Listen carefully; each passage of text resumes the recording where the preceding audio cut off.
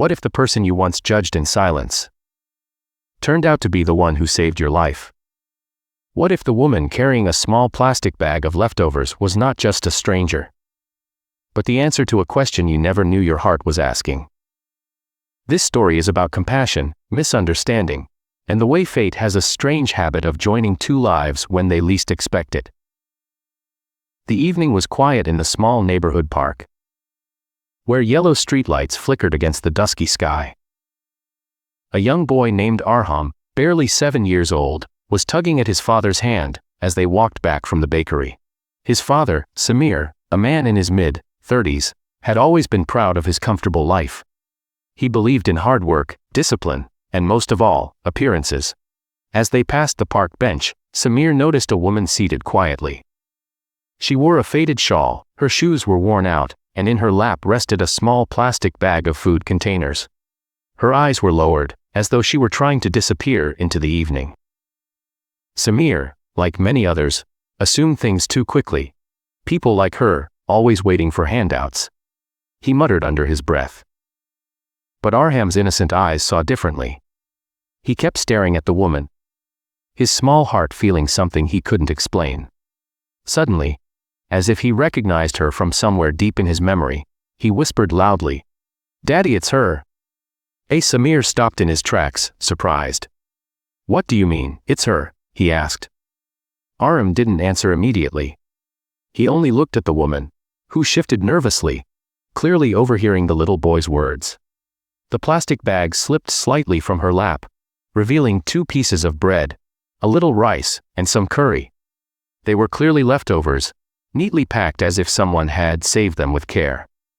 For reasons he couldn't understand, Samir felt a twinge of guilt. The boy's voice had pierced through his hardened assumptions.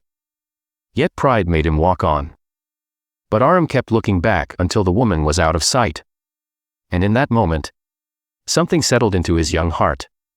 A quiet determination that he wouldn't forget her. That night, Samir tucked his son into bed. Just as he was about to turn off the light, Arham whispered again, "Daddy, that was her. The lady I saw in my dream.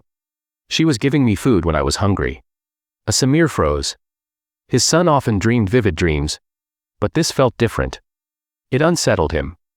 He brushed it off with a forced smile, but he couldn't shake the image of the woman with the bag of leftovers. Days passed. Samir's company faced sudden financial trouble. A major project collapsed. Payments got delayed, and within weeks, the comfortable life he was so proud of began to tremble. Bills stacked up. The bakery trips grew fewer, and Samir's confidence cracked under the pressure. One evening, with worry heavy on his face, he sat on the same park bench where he'd once seen the woman. Life felt cruel. Arham sat beside him silently, watching his father's shoulders droop under invisible weight. And then, as though fate was circling back, she appeared again. The same woman, carrying the same type of plastic bag. This time, she noticed Samir and his son. And instead of avoiding them, she approached slowly. "You look troubled," she said gently, her voice lined with empathy rather than judgment. "I don't have much, but please, take this." She extended the bag of food toward him. Samir's pride flared instantly. He almost refused. But Arham touched his father's hand, whispering, "Daddy, it's her. She's the one from my dream. Please, take it." Tears burned Samir's eyes. He finally accepted the bag. Inside was simple food. Bread, rice, a little curry. But in that moment, it felt like more than a meal. It felt like dignity restored by the very person he had once looked down upon. Samir asked her name. "Zara," she replied softly. "I work in a small cafe. Whatever food is left at the end of the day, I bring it home. Some nights I share it with neighbors who need it more than me." Her words struck him like a bell in the silence. He realized how blind he had been, how easily he had judged. This woman, whom he assumed lived off pity, was actually living with grace, sharing from her little abundance. From that day, Samir's perspective changed. He and Arham began helping Zara with small things. Over time, when Samir's work recovered, he made it a point to start a community kitchen with Zara, where leftover food from restaurants and homes would be shared with those in need. The boy's innocent recognition had been right all along. Zara wasn't just a woman with a plastic bag. She was the living reminder that kindness survives even in hunger. And every time Samir told the story, he ended with the same words. Never judge someone by what they carry in their hands. Sometimes, they carry what your soul needs most. This story reminds us of something simple yet profound. Compassion is never about how much you have, but how much of yourself you're willing to share.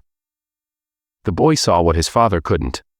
That true wealth is not in possessions, but in kindness. So the next time you see someone carrying leftovers, carrying old clothes, or simply carrying themselves with quiet struggle, remember Zara's lesson. Sometimes, what looks small on the outside is saving lives on the inside.